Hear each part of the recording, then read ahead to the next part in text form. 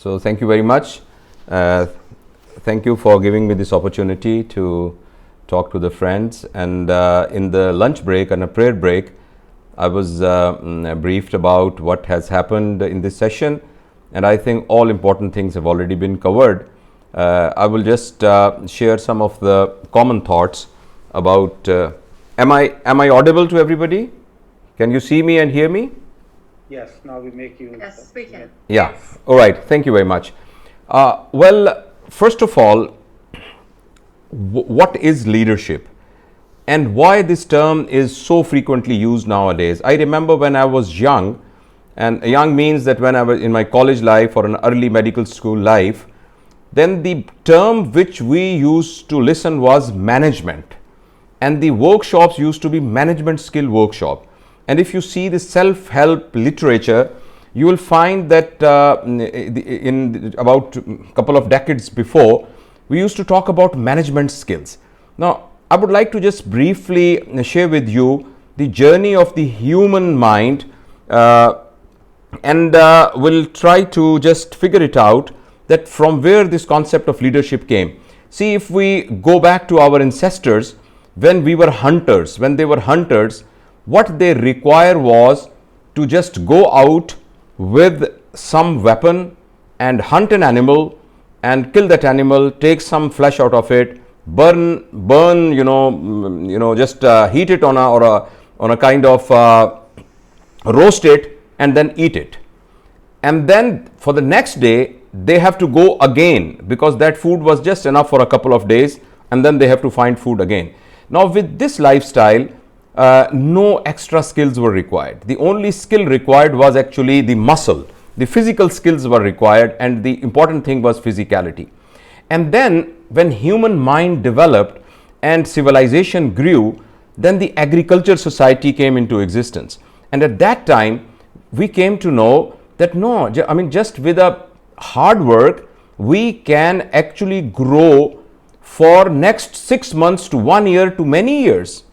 And this is much better than hunting, but this required some extra skills than the physical skills. And these skills were distribution of labor. It was thought that ladies are physically a bit more fragile than the gentlemen. So this is why ladies will stay at home. They will just do domestic work, and men will go outside and they will do the other farming and other cultivating activities. And then, so a domestic life actually came into the human history. And then when wheel was invented, that suddenly there was a quantum leap, and now transportation was possible. And then a time came, I'm actually very hurriedly and briefly going through this history. Then came the industrial age. And in industrial age, we found that the effort which we put on an agriculture, if we put the same effort, we can earn hundreds times more, and we can grow 100 times more profit and the things from the industry. Now, in industry, when you have an industry, then the skill set has to be changed again. And the most important thing in this whole industrial era was actually an instrument. Instrument or a component of a machine was the most important thing which actually changed from the industrial era to the agriculture era to the industrial era. So everything revolved around the machine. If machine is working perfectly, then the yield and outcome is perfect, right? So the skill set which was required for that was how to manage a machine. And managing machine means how to keep the machine in a working condition, right? And the principle was that one instrument, when it squeaks, you give it grease. If it is still squeaking, you just do some repair work. If it is still not working properly, you replace it. And humans were also like one of the instruments. And the principles required for that is that you have to get maximum out of those humans, exactly the way you get maximum out of the machines. So if they squeak, you grease them. If they still keep on giving you a trouble, then you do some other some kind of another managerial procedures. And if it is not possible, just replace them, remove them and put another one. Now these were managerial skills, right? And later on, when this science developed, the social sciences developed, then different techniques and different managerial tricks, they were actually became a subject and they were being taught. But now we are moving into another era, which is much more, which has got much more potential than the industry, and that is the knowledge era. See, now there was a time when the richest person was one who owned a steel mill. The richest person was one who has a big factory which was manufacturing cars. But now the richest person is one which is not producing even a wee bit of a physical thing. He's only producing information and knowledge. The richest person is the owner of the Facebook. The richest person is one who is controlling the media. The richest person is one who is involved in the digital marketing, etc., etc. Now, when human consciousness and human civilization moved from industrial era to a knowledge era, then the old set of skills which were required for management had to be altered. And the main thing which we understood in this knowledge era is that humans are different from machines. Machine has got a physicality. It follows the principles of physics. Humans have got only 1/4 of its part, which is physicality. But there are 3 more components of humans as well. The other one is the intellect, the third one is the emotionality, and the fourth one is the spirituality. For that, we must acknowledge the work of Stephen Covey, because he was a corporate trainer to start with, but then actually he transformed this concept of management into the concept of leadership by incorporating this emotionality and the spirituality in it. In fact, the term SQ, we are very familiar with the term IQ, which is intelligent quotient, and EQ, which is emotional quotient, and PQ also, which is physical quotient, that actually determines and lets us know that how healthy we are. But he actually coined, and in fact I read it from his work, the SQ, which is spiritual quotient. And spiritual quotient, when we talk about spirituality, it is not just the religious way of expressing our conduct, but spirituality means that whatever we do, why we do it, our purpose of life. So since it was recognized that a human being is the most important part in an organization. You have got a building, you have a process, you have a software going on, you have product, and you have got a raw material, you have got other principles, but the most important component of any organization or any setup is the human being. And human beings have got a physicality, an intellect, and emotionality and spirituality. And whenever we want to get maximum out of an organization or any society or any nation, then we have to look after all 4 aspects of these of human beings. And when we address those all 4 aspects, only then the maximum potential which is there in a human being can be expressed and can be utilized for increasing our production. So in other words, leadership is different from management.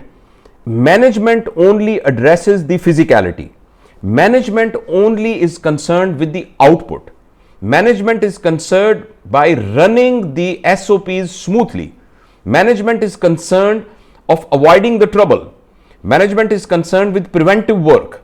Management is concerned with managing the time properly.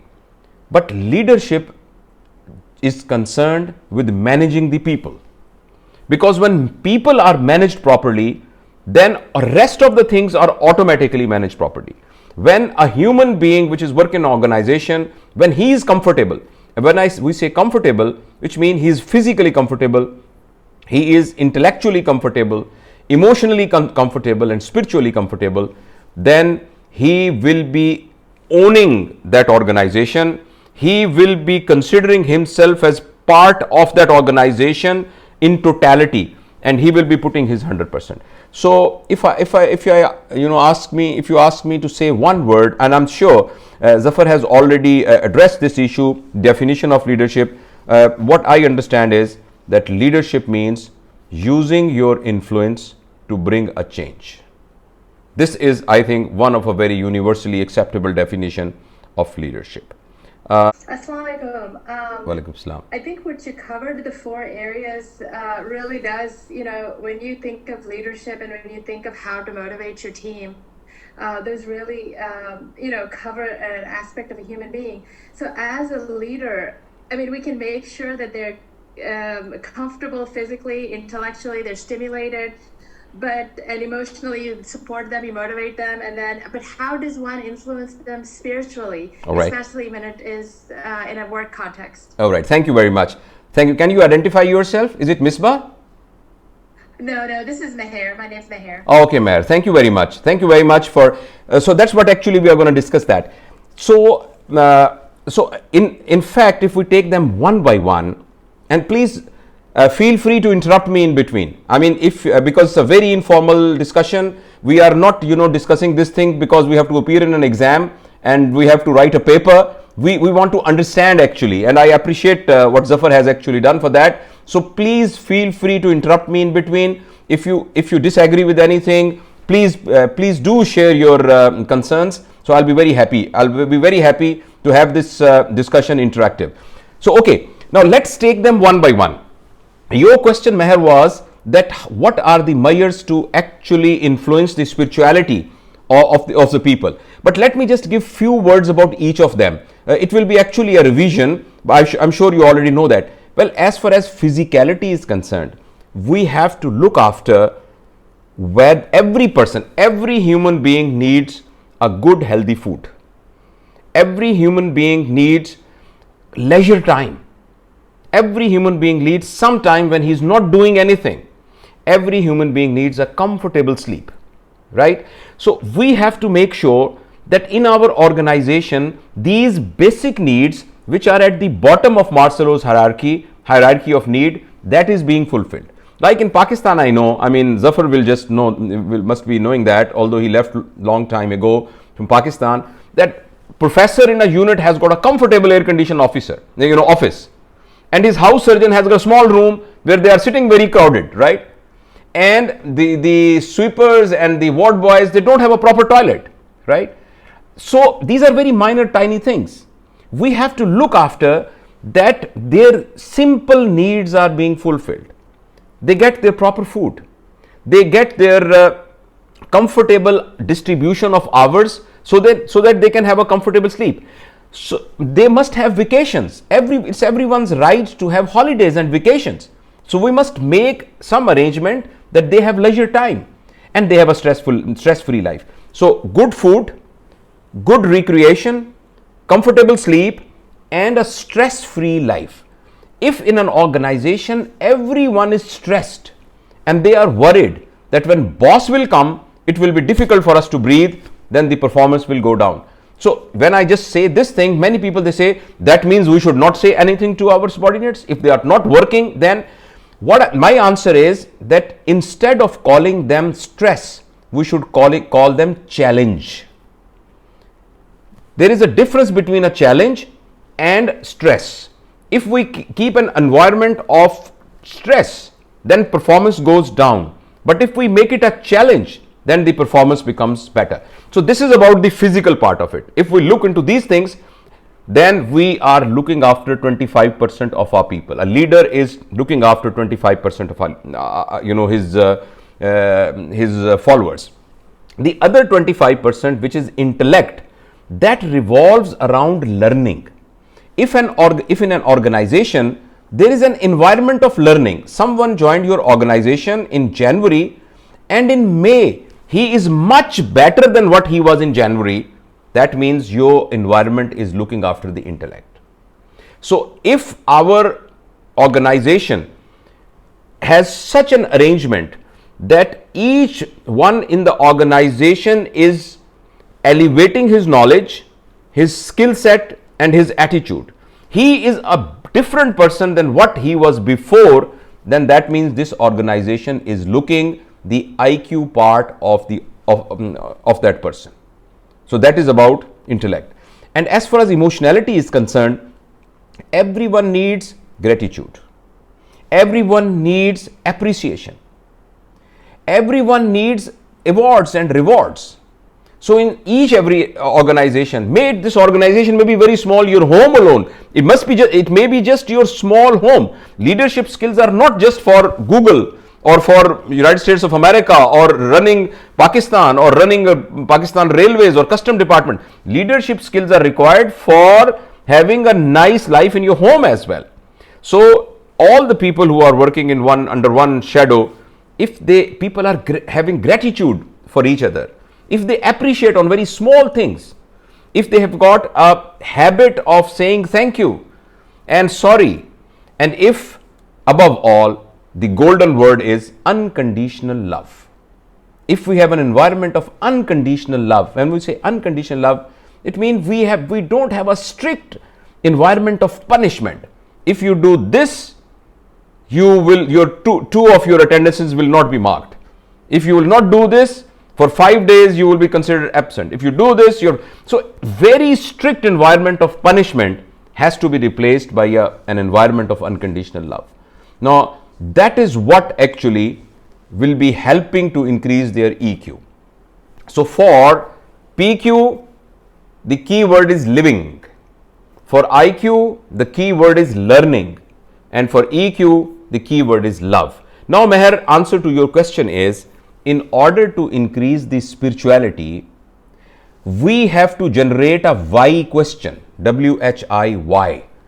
I come at 8 o'clock, I go at 5 o'clock. I work very hard. When you give me assignment, I just complete those assignments. But why I am doing it?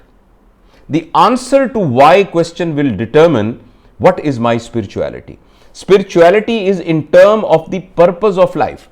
I just gave this example in one of my videos, and if someone has seen that video, maybe for him or her it will be a repetition, but I would love to repeat it here.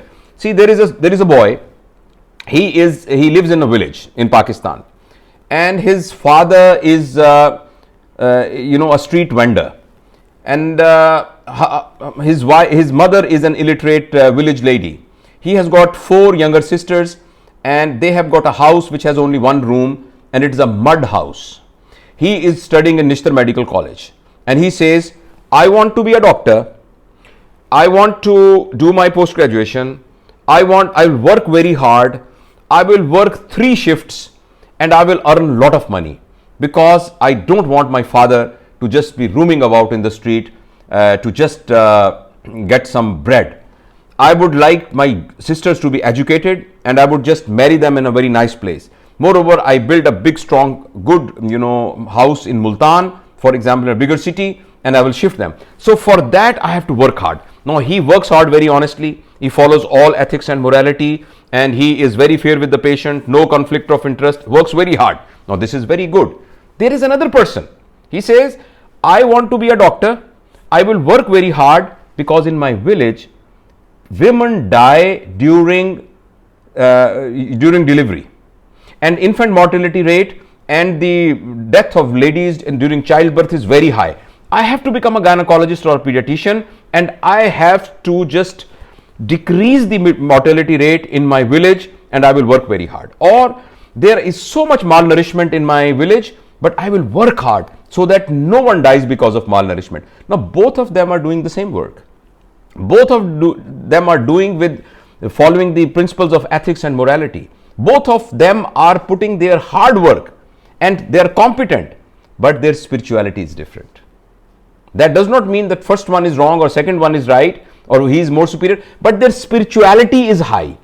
So that is what has to be inculcated in organizations, that whatever we are doing, why we are doing.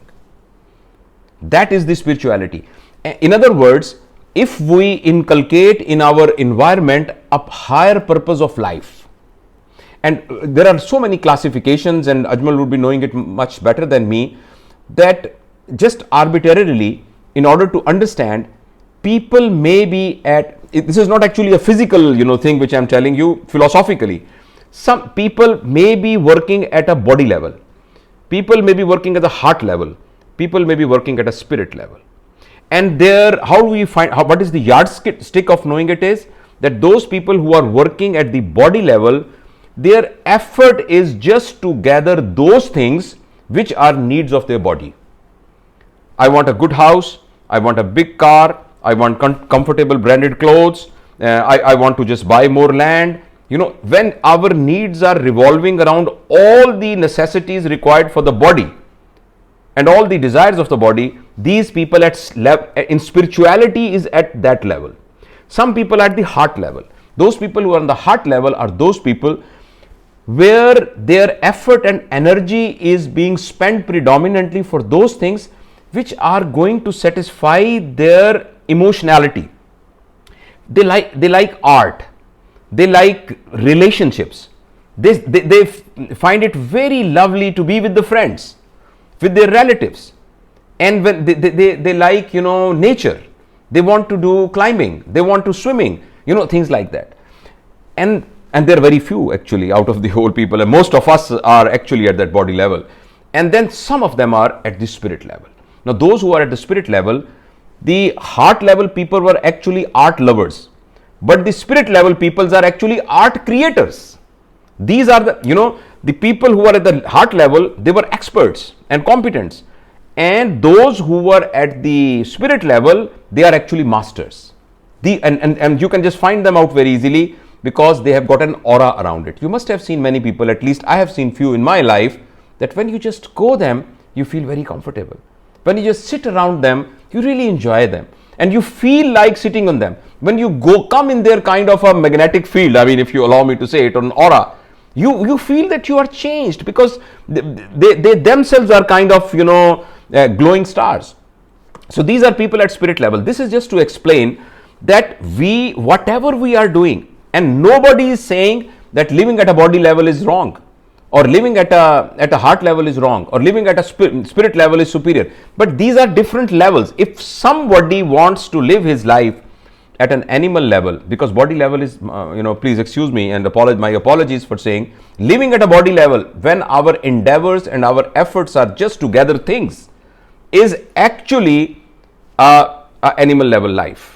And nobody is saying that to be an animal is wrong. I mean, to be a donkey is not wrong. I mean, it is perfectly fine. But we have got a potential to live our life at a higher level, which is human level, or maybe above human level, or maybe suprahuman level, or maybe at the cosmic level. Obviously, it's a big dream to just think of life at a cosmic level, but at least our life has to be at a human level or superhuman level. So this is what is spirituality. Spirituality means giving a meaning to our life, giving a higher purpose of our life. And if whatever hard work I do, as a result, what I get from that hard work, if the beneficiaries of that hard work is just me, my spouse, my siblings, my offsprings, then this is actually living at a body level. But if beneficiaries of my output is in a broader range, people which are not directly related to me, but they are beneficiary of it. Because see, there are many people, they have done something and the whole world is beneficiary to them. And there are so many people who have just lived their life like this. Those you have got a Pakistani origin, you must be knowing Abdul Sattar Eidi. Abdul Sattar Eidi actually used to sell the clothes on the street. He used to just hang them around his arm and he used to sell them there. And then he opened a shop for the sweets and toffees, a small tuck shop. And then when he died, there was actually a 21 cannon salute given to his body when he died. So he lived in a one bedroom house. He whole life he has spent, but his influence and his spirituality and his zone of influence was so massive that so many people were actually benefited from that. So in connection with the leadership, if we create an environment where there is a comfortable living, if we create, see, everything starts with L, just a good mnemonic to understand that. If we create an environment, if there is comfortable living, starting with L, if there is regular learning in our environment, if for example we run a shop and a person who comes as a helper in a shop, he should be also learning something, so that within 1 year or so he now has got better skills. Unfortunately, those of you who have got an origin in Pakistan, in a person who is economically comfortable, he has a servant and his father was servant of that person's father, and his grandfather was servant of this person's grandfather. Now, their children have become doctors, engineers, but that whole generation is still servants. That means we have not provided them learning. We have not given them opportunity to increase their skill sets. Whosoever attaches with us after some time has to be elevated in the skill sets. So that is L, which is learning, which is related to the intellect part of it. And third is love. Obviously, anyone who comes in our organization, with each passing day, our relationship with that person has to be strong. With each passing day, we become more attached with that person. Our relationships become more thick, which means we are, providing him gratitude. We are grateful to him or her, and we are providing them rewards and awards. We are giving him appreciation, and above all, an unconditional love. So this is 3. And the 4th thing again starts with L, which is related to spirituality. See, living, learning, love, and the 4th thing is legacy. Creating a legacy is actually spirituality, which means that if you are sitting in a room, when you leave that room, how will you be remembered? When you leave an organization, how will you be remembered? When you leave this world, how will you be remembered? If we are working for our legacy, that means we are actually having a spiritual life. So that is what I feel about it. So these are the 4 areas which a leader has to look into, and he has to satisfy, and there are different skill sets and there are different techniques. For each, there is long workshop where we can technically discuss that how we can increase the physicality of a person, and how we can increase the intellect of a person, and how we can enhance the emotionality and spirituality. But this is a little overview of it. Assalamu alaikum, Dr. Saab. Walaikum Thank you so much. Very amazing explanation. This is Naveed. I'm Zafar's brother living in Canada. Very cold here right now. Very nice. The question is the leadership. When we're talking about leadership and the skill of the leadership, when we implement these, it's so easy to implement outside of home, because people get inspired with you very easily outside, but at home, basic level, they don't care. Especially convincing your children in Western world is more harder than convincing your kids in back home. Right. So how we can cope up with that? Like a person, he's amazing leader, he's in a high position outside, running a big company. When he comes home, even wife says, you don't know anything. So you must have seen this Yes, very nice. The people with that. Very so nice.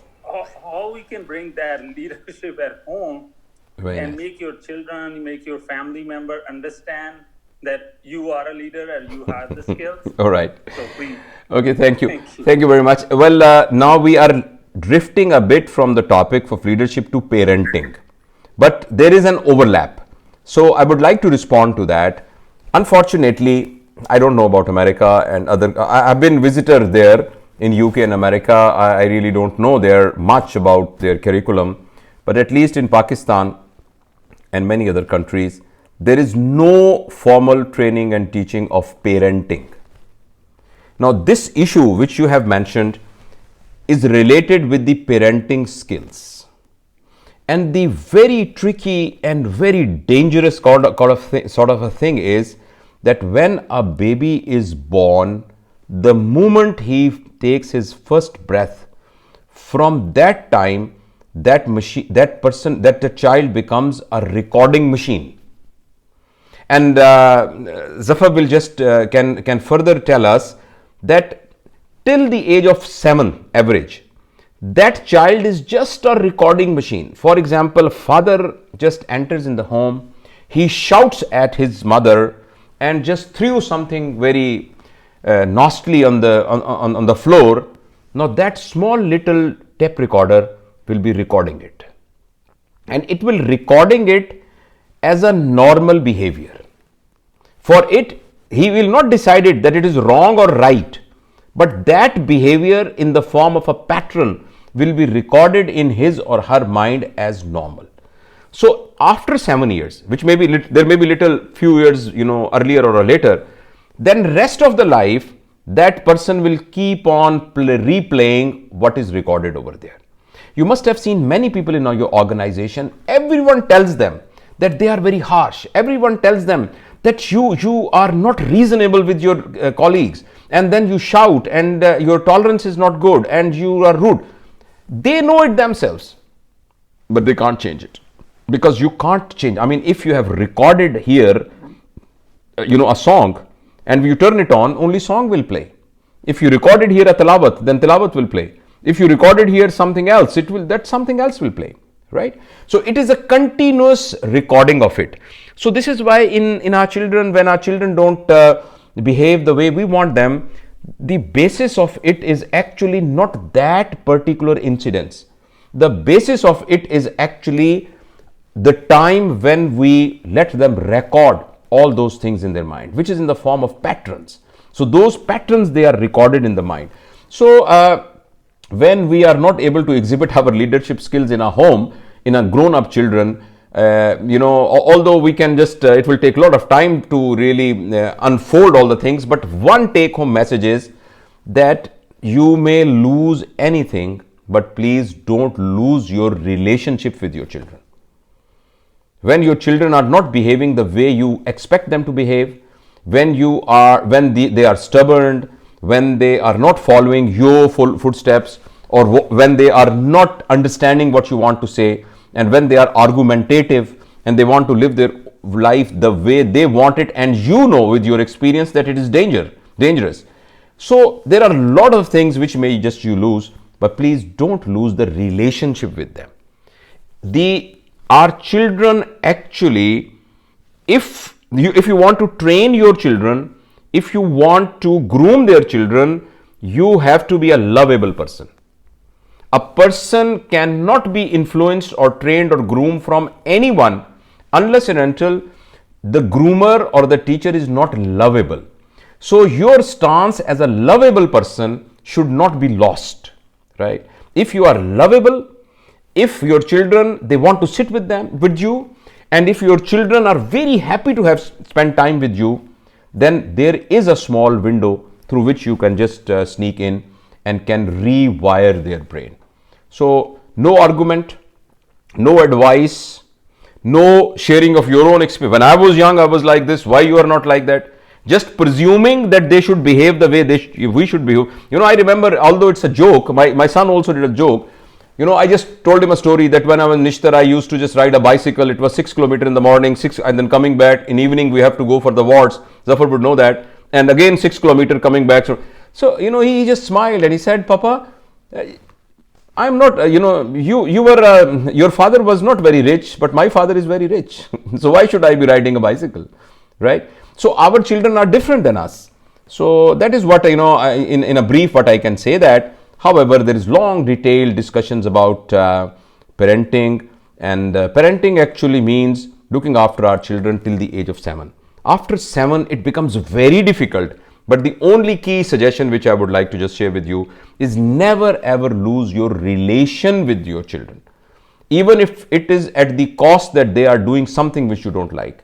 Even if, and especially in West, there are many stories, where young people, they go in drugs and in all the other things. My suggestion will be that in all the cases, if your children have got trust on you and they do something wrong and they still want to share it with you, and they know that when that something very nasty will be shared with my mother or a father, my father will still be accepting it like a friend, then there is a chance that we can just mold them. In the end, in answer to your question is that I just heard it. One of our very dear friend, Salman Asif Siddiqui Saab, he's a psychologist and parenting expert. He says that if you want to just get a true certification of someone, that whether he's good or not, the best testimonial can be given by his or her spouse. If your spouse is saying that he is very good or she is very good, then this is the true certification. I would just like to suggest a book, and I'm sure that book must have been mentioned in the previous session as well. That is Biology of Beliefs. This is written by Bruce Lipton, and Bruce Lipton is a revolutionary person. He is actually professor of genetics in Yale University, and then he was asked to leave Yale University because whatever he was telling was not actually inconsistent with the common beliefs, because he said that the old belief that whatever will be our genotype, that will determine what we are. I mean, if it is written that my eyes will be blue, then it will be blue. If it is written that I will be a criminal, I will be a criminal. If it is written that I am a pious man, I will be pious man. He said, and he proved it at a micro level, at the level of the cellular level, he proved that it is not the genotype alone, it is the phenotype. He just took some cells which were actually programmed to grow in a certain pattern. He just made them half and provided different external environments to them, and they grew differently.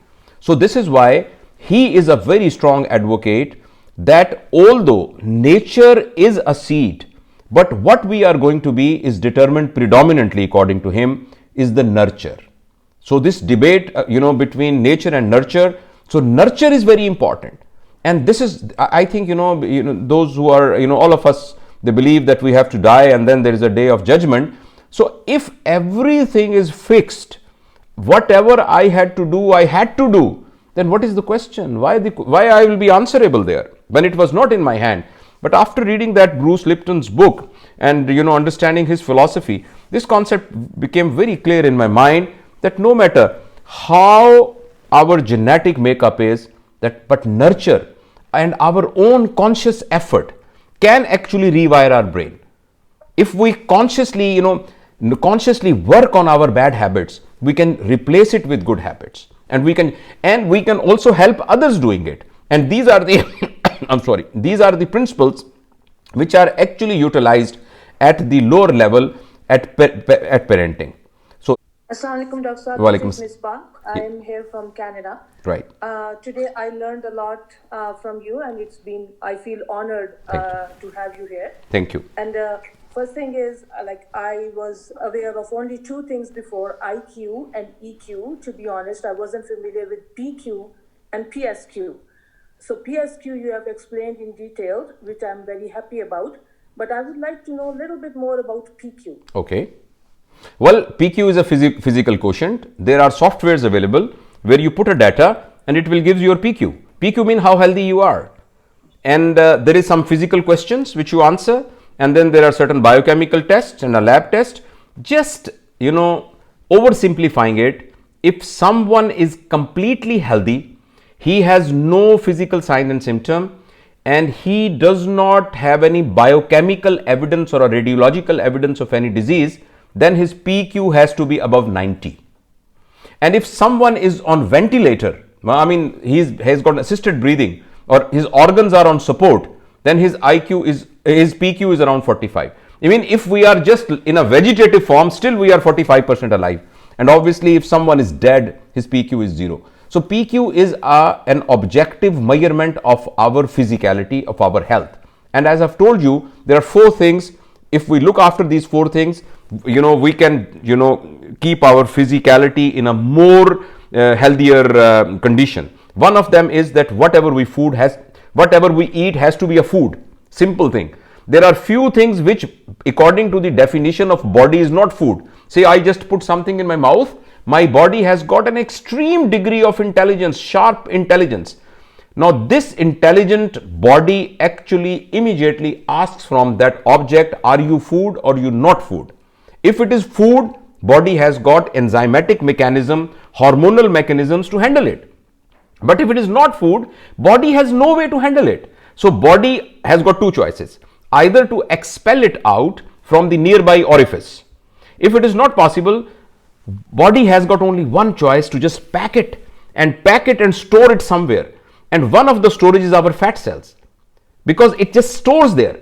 But even if you just tightly close the shopper and put all the garbage in it and put in a dustbin and keep it there for some days, it will start stinking. It will start having putrefying. And that is what happens in our body. When we are eating something, and what is that non-food? Anything which is not organic, anything which does not come from the soil or does not come from another living body. In other words, whatever is there on the plate, if it has ever been living, then this is food. It has, if it has never been living or associated with life, then it is not food. So when you just take some chocolates, or you take some, you know, cookies, or you take some artificial things which are made in plants, not made by the plants but made in the plants, the factories, then this is not food. So this is one thing which is important for PQ. Whatever we eat has to be food. Then of course there are minor details, how much we eat, when we eat, blah blah blah. The second is our sleep. I told you, sleep is the time where whatever we have consumed, we replenish it. See, we don't have an infinite energy. All of us has got a finite energy. Now this energy has to be replenished, has to be refilled, has to be recharged, and a comfortable sleep is required for that. And for that there is a long, maybe some other time Zafar can arrange some workshops which is about sleep hygiene, which is the most important concept nowadays. So sleep. Third one is daily workout. If we don't do maintenance, of physical workout daily, then we are not doing justice with our PQ. And last one is stress-free life.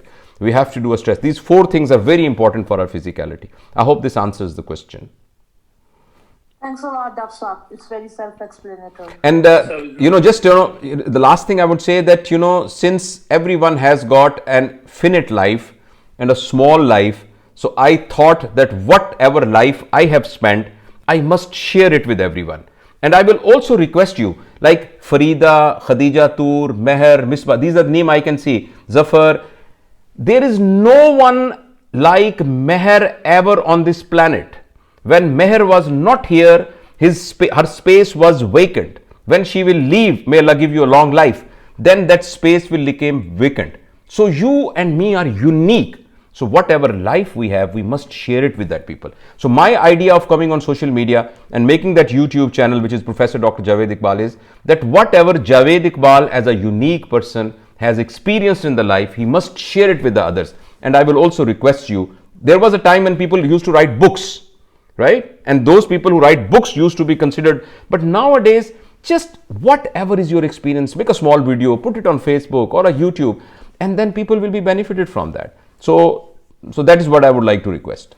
Be related to what we are talking today. Yes. Just to watch a video, top 10 countries in the IQ level. Okay. On those top 10, the 6 of them are Asian countries. All right. Singapore, China, Korea, Japan, Hong Kong, right, and one more. So what are they doing that the rest of the world is not doing? Okay. And where was Pakistan there in that list? No, not on top 10, no. Okay, okay. Well, first of all, I really don't know the context of that study. And usually IQ has lost its importance now in this concept of leadership. There was a time when someone can quickly solve a puzzle. If you add 3 into 4, it will be this much, and if you do this, then how much, and if you this much, and if you quickly solve it out, if you see those IQ papers, they are actually logical thinking, this type of thinking, quiz, they're made up of these quiz. But now we know that for a good life and for a balanced life, IQ is only a small component of it. IQ can give you a job, but you cannot maintain a job just on the basis of your IQ. You need to have a PQ, EQ and SQ if you want to maintain it. So this is why, I am actually not in a position to give you a direct answer of this question, that why on Asian countries or those countries, and perhaps they can be studied and then can be objectively answered. But what I want to respond to this question is that please, what I have understood is that mere IQ is not enough. IQ is only a small component of a balanced life. But more important things are your physical. See, if you are not healthy, if someone is on wheelchair, if someone has to take insulin 3 times a day, and his back is aching, like it's aching, mine is aching right now, and someone has got other organ support is required, what he will do with his intellect, what he will do with his emotionality and his spirituality, right? So they are all important. The physicality of us are important. Sometimes for the sake of intellect and emotionality, we just lose our physicality. Similarly, IQ is important, but EQ is more important. For EQ, another keyword apart from love is relations. Anybody who is known to keep the relations is a one who has got more emotional stability. So there can be reasons for this IQ, but I think we should focus on all four aspects for us and also people whom we love. Thank you so much, sir. Zafar, may I ask you one question from Professor Sahib? Sure. Bismillah. This is my older brother, so Javed Sahib, I cannot say no to him. Yes, please. Assalamu alaikum, Professor Sahib. Thank you so much for joining us. It's great to see you here on Zoom. Thank you. My question is, I'm actually self-employed, run my own business, and heard a lot of speeches about the leadership. But I had an issue sometime, like when I hired the manager, and I had a hard time finding, do they have the leadership qualities or not?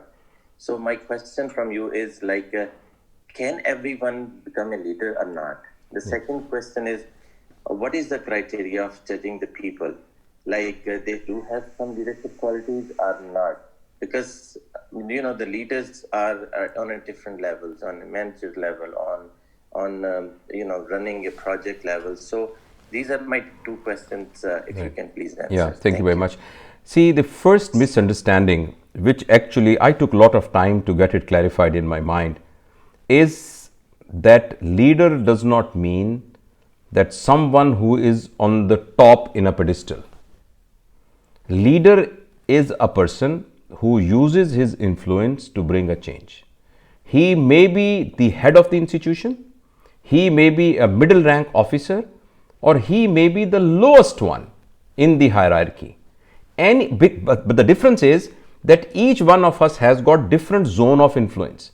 A person who is a peon, which in Urdu it is called chaprasi, he has got a small zone of influence.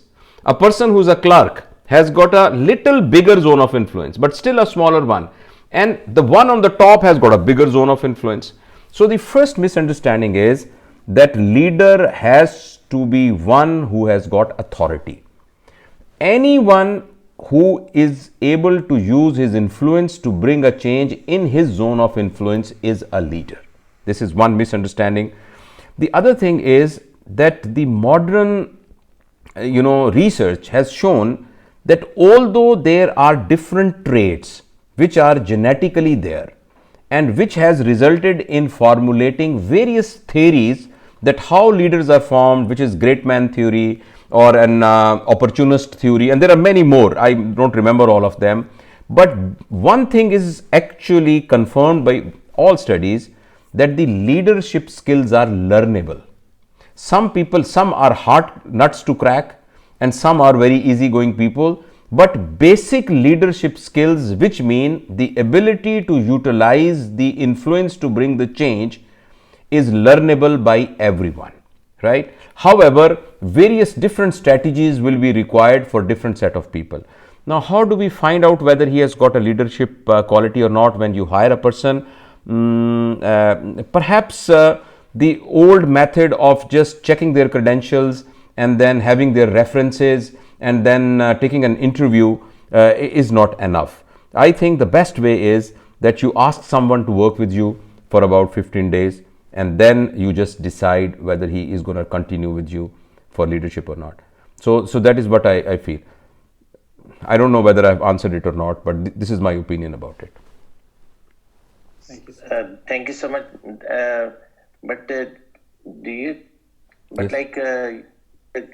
Same question, like, can everyone become a leader or not? Yeah, my understanding is that everyone can use his influence to bring a change.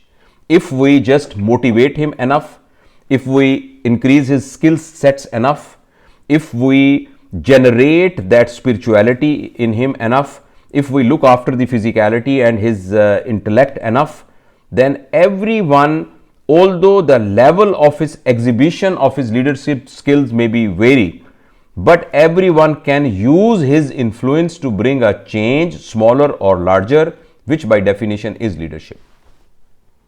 Okay. And if I may add just a small thing, that see, whatever we are talking we are talking about our subordinates. But the difference between a manager and a leader is that a leader has followers, and followers require charisma, followers require role modeling, and followers require relationship. So instead of having procedures, SOPs, rules, authority, leader utilizes his charisma, his relationship, and his love, and a kind of a relationship of a disciple and master instead of a student and a teacher, or a boss or a subordinate. Hello, Assalamu alaikum. Walaikum. Thanks again, Dr. Iqbal and Dr. Zafar, very much for this enlightening program. I had a question that maybe I should have asked it earlier. It may be a long, involved question, but Zafar, you just spoke about leaving a legacy, and that has been brought up by being yourself and sharing with people your knowledge. What are some strategies to overcome shyness in that realm of sharing with other people what you've learned to leave a legacy? Zafar, you respond or? But I want to introduce Noren. You were talking about gynecologist. He's a practicing OBGYN. He's interested in women's health. He went to Right. and very lucky to have him. Yes, Noran, thank you very much. Well, again, as you said, that it requires a little detailed deliberation. The first thing is that shyness should never be considered as lack of confidence. Shyness is a personal choice. Some people are shy, which means that it is not their choice to open up with other people. So to be shy is actually not something wrong.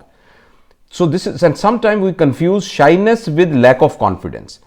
So I think, strong relationship and having a very, a life without an ego, which Zafar has mentioned time and again, and I think that requires further elaboration, and maybe in next sessions we will be talking about what actually we mean by ego and how we can overcome our ego.